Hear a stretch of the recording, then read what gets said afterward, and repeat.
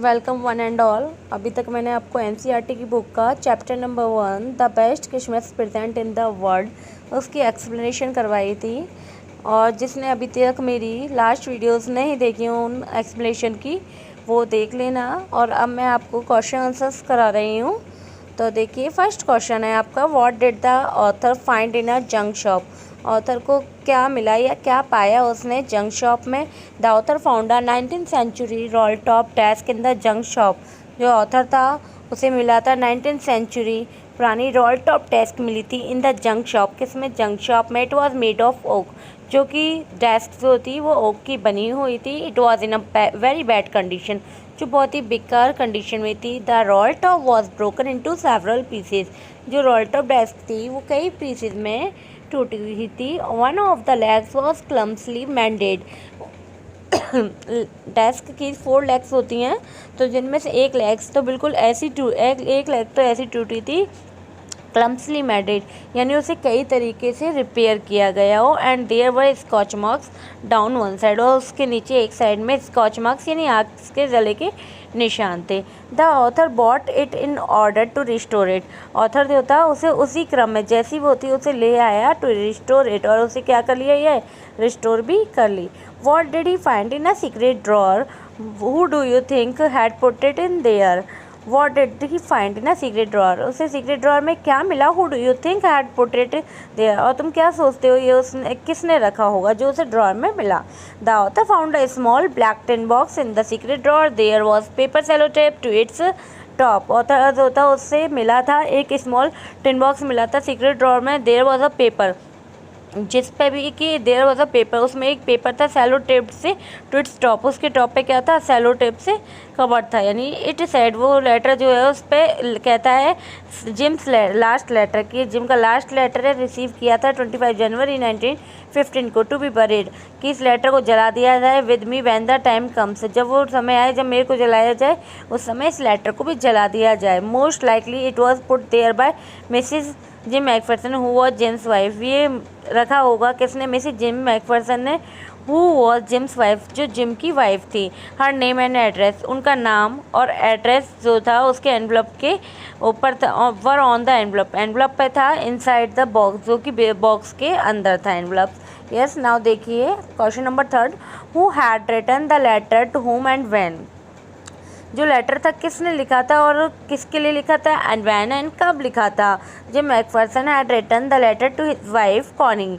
Gym Macpherson ने ये letter लिखा था अपनी वाइफ कॉनी मैकफर्सन के लिए लिखा था ऑन दिसंबर 26, 1914 को। अब देखिए नाउ हमारा क्वेश्चन नंबर 4 है, why was the letter written what was the wonderful thing that had happened. Why was the letter written? जो लेटर था वो क्यों लिखा गया था? What was the wonderful thing that had happened? और उसमें क्या आश्चर्यजनक चीज़ थी जो कि हैपन हुई, यानी उसमें पता चली। Gym wrote the letter to tell his wife about a wonderful thing that had happened on Christmas Day. Gym ने लेटर लिखा था अपनी वाइफ को बताने के लिए इस वंडरफुल थिंग, एक आश्चर्यजनक चीज़ के बारे में, दैट हैड हैपन, जो कि उसके साथ में घटित हुई थी ऑन क्रिसमस डे, क्रिसमस के दिन। The British and Germans were engage in a war. जो ब्रिटिश थे और जर्मन जो थे वो एंगेज थे किसमें? वार में। येट ऑन दिस डे, और तभी उन्होंने उस दिन बोथ द ट्रूप्स, दोनों ही जो सोल्जर्स थे, तो यानी दोनों ही वार वाले जो लोग थे, बोथ द ट्रूप्स, दोनों ही जो सैनिक थे, met in no man lands, वो कहाँ पे आके मिले? नो मैन लैंड पे। It was no man land का मतलब मैंने अच्छे से एक्सप्लेन करा है मेरी लास्ट वीडियोस में, आप उन्हें देखिएगा तो आपको हर मीनिंग और ज़्यादा अच्छे से क्लियर होगा। ये तो मैं आपको नॉर्मली क्वेश्चंस के आंसर्स करा रही हूँ, तो थोड़ा बहुत जो प्रॉब्लम ना है इसलिए मैं आपको एक्सप्लेन कर रही हूँ। It was a thing of wonder, ये एक वंडर सोचने वाली यानी आश्चर्यचकित चीज़ थी। Because right in the middle, क्योंकि ठीक मिडल बीच में ऑफ ए वार, युद्ध के समय, द वारिंग सोल्जर, जो वार करने वाले सोल्जर्स थे वो भी क्या हो गए? Were making piece. उन लोगों में एकदम से क्या हो गई? शांति हो गई, यानी वो एकदम से सब कैसे शांत हो गई, युद्ध के समय वो शांत हो गए। Why was the letter return, ये आपको मैंने करा दिया, सॉरी फॉर इट। देखिए question number 5, What jobs did Hans Wolf and Jim McPherson have when they were not soldiers?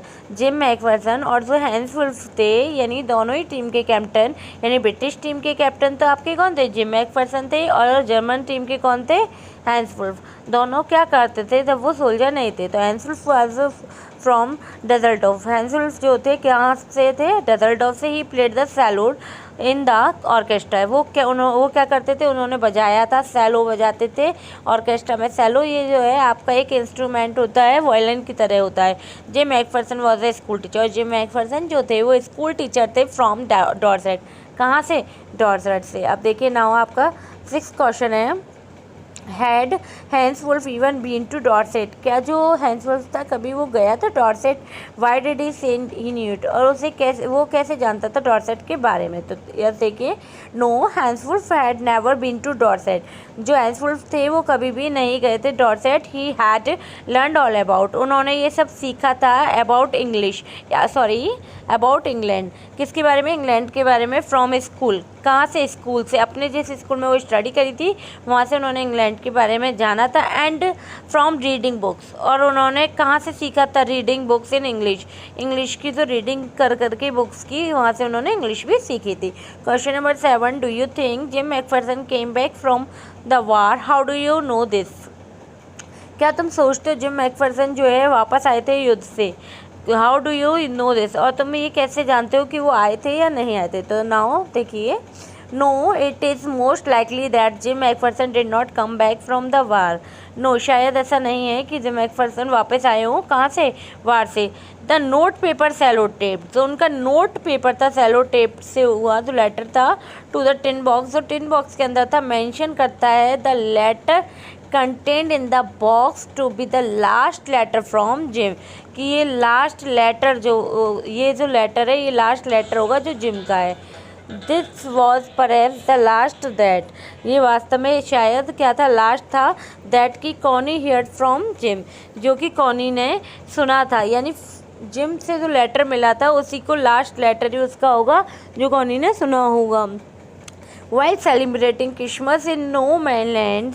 जब वो क्या कर रहे थे? सोल्जर्स क्रिसमस वाले दिन नो मैन लैंड पे सेलिब्रेट कर रहे थे। British and German soldiers played a game of football. उन्होंने गेम खेला फुटबॉल का। Hans told Jim. हैंस ने बताया जिम को बताया that he hoped the war would also be resolve by a football match. कि वो कहता है कि मैं आशा करता हूँ, शायद मैं मानता हूँ, मेरा ओपिनियन यही है कि जो रिजॉल्व है, यानी हम वार को एक तरीके से कैसे रिजॉल्व कर सकते हैं? बाय अ फुटबॉल मैच खेल के। To this Jim replied. तो इसके लिए जिम ने रिप्लाई करा that he wasn't very good at football. कि वो नहीं मानता था कि फुटबॉल जो है वो ही बहुत अच्छा होगा, but would be sure of winning. लेकिन वो कहता है कि हम लोगों को भी, हमारी टीम को भी क्या है? श्योरिटी होनी चाहिए जीतने की। If they played cricket. अगर हम लोग क्रिकेट खेलेंगे तो हम भी श्योर होंगे कि हम जीत सकते हैं। The match was won by the German. जो मैच था वो जीत लिया गया था जर्मन्स के द्वारा। This perhaps indicates that. जो ये चीज़ है शायद यही इंडिकेट करती है कि Germans might have also won the actual battle. कि जो जर्मन्स टीम थी उसने ही एक्चुअल बैटल जीता बिटवीन द टू ट्रप्स। यानी जो दो सैनिकों के बीच में जर्मन जो टीम थी वही विनर रही। Do you think gym Macpherson came back? Sorry, ये मैंने आपको ये अभी कराया है। अब 9 देखिए, how old was Mrs Macpherson now? Where was she? जो मिसिज मैकफर्सन थी वो कितने साल की थी अब? Where was she? अब वो कहाँ रहती थी? यानी जिस समय ये जिस समय नैरेटर जो था वो उसको लेटर मिलता है उसके बाद की बात पूछी गई है। How old was Mrs Macpherson now? तो ये देखिए, Mrs Macpherson was 101 years old. जो मिसिज मैकफर्सन थी वो 101 साल की थी। She was in a nursing home. वो कहाँ रहती थी अब? नर्सिंग होम, जो कि कहाँ पे था? बर्लिंगटन हाउस में। ना देखिए आपका आगे क्वेश्चन नंबर 1 जो है कॉम्प्रीहेंशन चेक वर्किंग का। आगे देखिए, इसमें है first question, who did Connie Macpherson think her visitor was? जो कॉनी मैकफर्सन थी वो क्या सोचती थी अपने जो विजिटर था उसको क्या समझती थी? कॉनी मैकफर्सन थॉट दैट, वो सोचती थी that her visitor was her husband, कि जो मिलने आया है विजिटर जो है वो उसका कौन है? हस्बैंड है, यानी कि gym. For how long do you think Connie had kept Jim's letter? Give reason for your answer. आप ऐसा क्यों सोचते हो कि आपको क्या लगता है कि जो कॉनी थी उन्होंने इसे कितने टाइम तक लेटर को संभाला? रीज़न बताने देखिए। Connie must have kept Jim's letter for a long time. Connie ने जो ये लेटर था जिम का वो बहुत ही लंबे समय से रख रखा था। दिस इज़ ऐसा इसलिए because she told the narrator, क्योंकि उन्होंने नरेटर को बताया हाउ शी रीड इट, कि वो कैसे पढ़ती थी। इट क्वाइट, बिल्कुल शांत तरीके से, यानी डेली इसे पढ़ती थी। So that she could feel, और वो फील करती थी दैट जिम वॉज नियरर, कि जिम जो है उसके बिल्कुल पास में है। थर्ड देखिए, विच सेंटेंस इन द टेक्स्ट, इस टेक्स्ट में कौन सा सेंटेंस है जिससे हमें ये शो होता है कि visitor did not try to hide his identity. Visitor जो था उसने कोशिश नहीं करी अपनी पहचान छुपाने की। किससे? मिसिस मैकफर्सन यानी जिम की वाइफ कॉनी से। द सेंटेंस विच शो, जो सेंटेंस है हमें ये शो करता है दैट कि the visitor did not try to hide his identity, कि जो विजिटर है उसने हाइड नहीं करी अपनी आइडेंटिटी। तो देखिए कौन से सेंटेंस में, आई एक्सप्लेन्ड अबाउट द डेस्क, वो कहता है कि मैंने एक्सप्लेन करा किसके बारे में? डेस्क के बारे में। About how I had found it, और कैसे मैंने इस डेस्क को पाया। बट आई डोंट थिंक, लेकिन मैं नहीं सोच सकता था, शी वॉज लिसनिंग, कि वो सुन रही थी। Why do you think the desk had been sold and when, आप ऐसा क्यों सोचते हो कि जो डेस्क थी उसे बेचा गया था, एंड वैन और कब? The desk must have been sold, जो डेस्क थी वो मस्ट हैव बीन सोल्ड, वो डेफिनेटली क्या की गई होगी? बेची गई होगी। When the house in which Connie Macpherson lived had caught fire, यानी जब उस घर में आग लगी थी जिसमें कॉनी मैकफर्सन रहती थी, तो अगेन देखिए, the desk must have been sold, जो डेस्क है बेची गई होगी। व्हेन द हाउस, जब घर में, इन विच, जहाँ पे कॉनी मैकफर्सन रहती थी, लिव्ड हैड कॉट फायर, उसमें आग लग गई थी। She was taken to a nursing home, और वो चली गई थी, कहाँ पे ले गए थे? कहाँ पे? Nursing home. All the burnt up things, और सभी चीज़ें जल गई थी, must have been sold by the neighbours after that, और हो सकता है इसी के बाद इस डेस्क को उनके नेबर्स ने बेच दिया हो। अब देखिए question number 5, why do Jim and Hans think that games और sports are good way of resolving conflict, do you agree?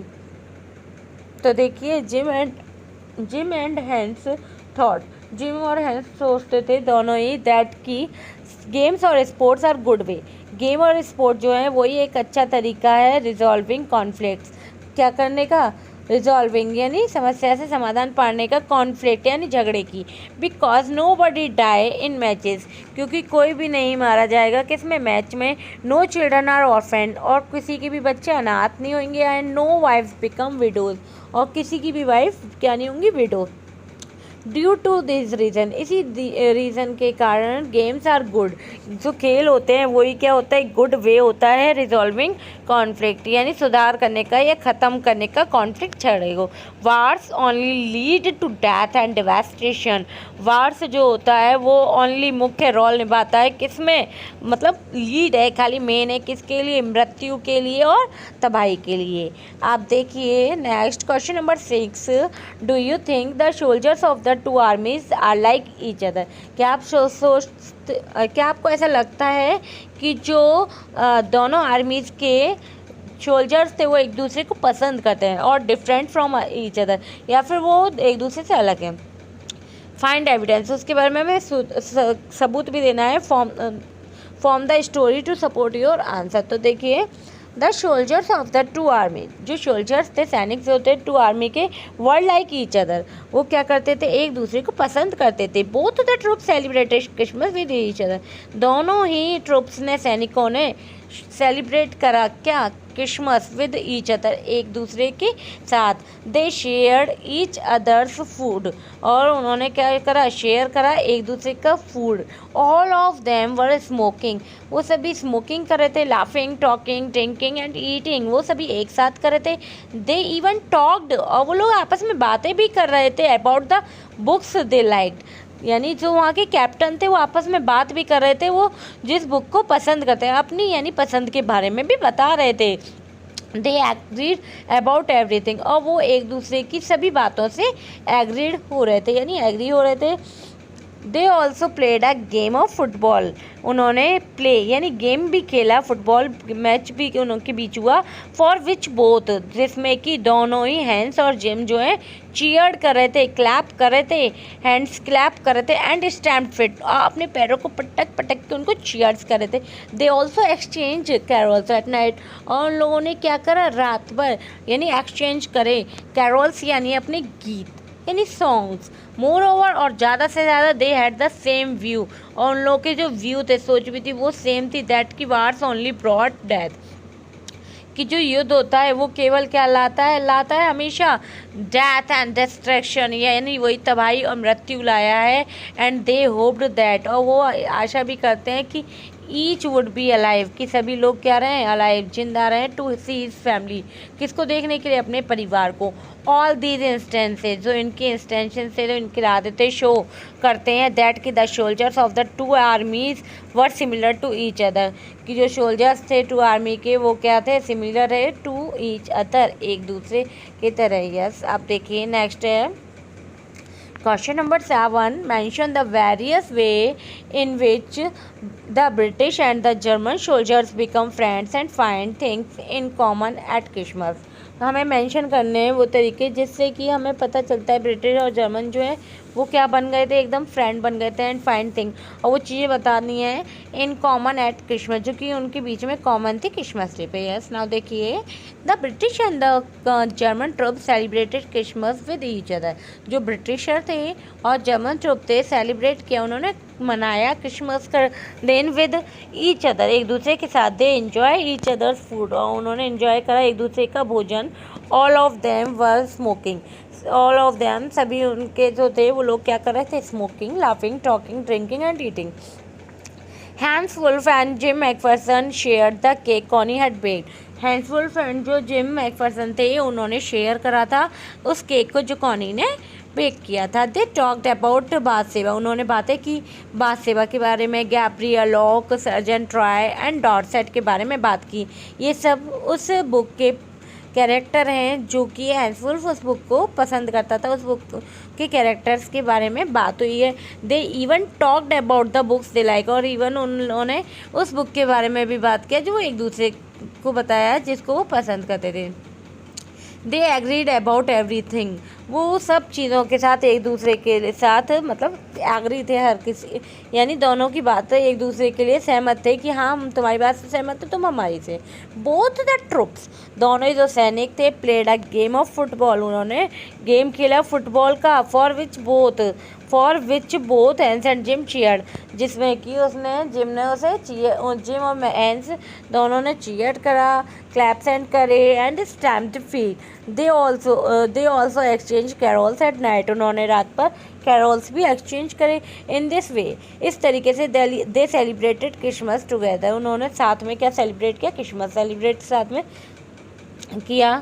Finding a lot in common between them, हमने ये सब चीज़ें जो हैं हमें उनके बीच में क्या है नज़र आई जो कि कॉमन थी। नेक्स्ट देखिए what is Connie's Christmas present, Connie का क्रिसमस प्रेजेंट क्या था। Why is it the best Christmas present in the world, और वो कॉनी के लिए क्यों बेस्ट क्रिसमस प्रेजेंट था संसार का। तो यस देखिए when the narrator came to see Connie, जब नरेटर जो है आया था किससे मिलने के लिए, कॉनी से मिलने के लिए। And gave her the box, और उसे क्या दिया, बॉक्स दिया। शी मिस्टुक, और कॉनी से गलती हुई उसे पहचानने में, वो उसे अपना क्या समझ बैठी थी, हस्बैंड जिम। शी थॉट, वो सोचती थी दैट कि gym had come home for Christmas, जो जिम है घर आया है किसके लिए, क्रिसमस के लिए। दिस वॉज कॉनीज क्रिसमस प्रेजेंट, ये कॉनी का क्रिसमस प्रेजेंट है। It was the best Christmas present, ये उसके लिए बेस्ट क्रिसमस का प्रेजेंट था संसार का। फॉर हर, उसके लिए। Because Jim had written in the letter, क्योंकि जिम ने लेटर में लिखा था दैट कि he would come home on Christmas, क्योंकि वो उसने लिखा था लेटर में कि जिम ने कि वो आएगा क्रिसमस के दिन घर। She had read that letter several times, उसने उसके उस लास्ट लेटर को कई टाइम पढ़ा था। एवरी डे पढ़ती थी टू फील और महसूस करती थी that he was near her, कि वो उसके क्या है, नियर है यानी पास में। Now that he was finally there with her, अब उसे लगा कॉनी को कि अब फाइनली वो मेरे पास है। शी वॉज एक्सट्रीमली हैप्पी, और वो उससे बहुत ज़्यादा खुश हुई थी। Do you think the title of this story is suitable for it? Can you think of any other titles? क्या आपको लगता है कि जो टाइटल है स्टोरी का बिल्कुल इसके ऊपर सूटेबल है? अगर कैन यू थिंक, अगर तुम्हारे दिमाग क्या और कोई भी इसका टाइटल हो सकता है, तो देखिए ना। Yes, the title of the story suitable for it. Yes, जो टाइटल है स्टोरी का वो इसके लिए सूटेबल है, यानी इसके ऊपर मैच करता है। द स्पिरिट ऑफ क्रिसमस, जो आत्मा है क्रिसमस की, is the theme that prevails through out the story, जो कि क्रिसमस जो है इसकी जो आत्मा है, थीम जो है स्टोरी की भी पूरे टाइम इसके इर्द गिर्द घूमती रहती है। It was on a Christmas day, ये जो था क्रिसमस का दिन था। In the middle of a raging war, यानी जब जो उनके बीच में वार हो रहा था सोल्जर्स के बीच में, वो भी क्रिसमस का दिन था। That two warring troops made peace, जब वो ट्रुप्स जो सैनिक की जो लोग थे आपस में क्या हुए, मिले और उनकी भी शांति हुई। द मोमेंट ऑफ पीस, जो क्षण था वो शांति का। दैट के the soldier shared with each other, उन्होंने एक दूसरे के साथ शेयर किया। Was the best Christmas present for them, वो उनके लिए बेस्ट क्रिसमस प्रेजेंट था। Yes, again it was on a Christmas day, और दोबारा जो ये क्रिसमस डे आया था। दैट की narrator went to see Mrs McPherson, जो नरेटर है वो किससे मिला था, मिसिज मैकफर्सन से। He went to return her husband's letter to her, और वो गया था उसके पास लेके, वेंट गया टू रिटर्न वापस, हर हस्बैंड लेटर, उसके हस्बैंड का लेटर लेके। The letter was precious to her, letter जो था कॉनी के लिए बहुत ही प्रीशियस था। But even more precious was her delusion that the letter was her husband, लेकिन उससे भी ज़्यादा उसके लिए कीमती तो बहुमूल्य चीज़ वो हो गई जो लेटर था उसको अपना हस्बैंड ड्रीम समझ रही थी। Who she believed had return, कौन विश्वास कर सकता है return as promise on a Christmas day. Who she believed, कि वो कैसे बिलीव करा, उसने विश्वास करा कि वो वापस आ गया था, प्रॉमिस करा था, क्योंकि उसने क्रिसमस डे पे। This was the best Christmas present in the world for her, ये उसके लिए बेस्ट क्रिसमस प्रेजेंट था संसार का, यानी किसके लिए, कॉनी के लिए। तो यस, देखिए हमारा यहाँ तक चैप्टर 1 के क्वेश्चन आंसर्स भी आपके कंप्लीट हो चुके हैं। मैंने आपको बोला था, जिसने भी मेरी लास्ट वीडियोस नहीं देखी, 4 पार्ट्स हैं, उसमें मैंने आपको चैप्टर एक्सप्लेन किया है 1 by line by line, 1 by word meaning, proper तरीके से मैंने आपको एक्सप्लेन किया है। अभी मैंने आपको क्वेश्चन आंसर्स की वीडियोस भी दे दी है, फुल क्वेश्चन आंसर्स हैं इसमें। यदि आपको क्वेश्चन आंसर समझ में आ गए हों तो इनकी आप स्क्रीनशॉट ले लें और पढ़ के देखें इन्हें, और अच्छे से पढ़ के देखें। जितना पढ़ोगे उतना ही समझ में आएगा, because you know what is the thing, क्योंकि जितना हम पढ़ेंगे उतना ही हमें क्या है आगे तक समझ में आता रहेगा, क्योंकि practice makes a man perfect. देखिए, अगर आपको ये समझ में आया, लाइक करिए, शेयर करिए, सब्सक्राइब करिए। सब्सक्राइब करने के बाद ही आपको नोटिफिकेशन जो है टाइम पे मिलेगी। मेरी चैप्टर 2 की नेक्स्ट वीडियो मैं बहुत ही जल्दी आप लोगों के आगे दूंगी। Yes, okay, thank you.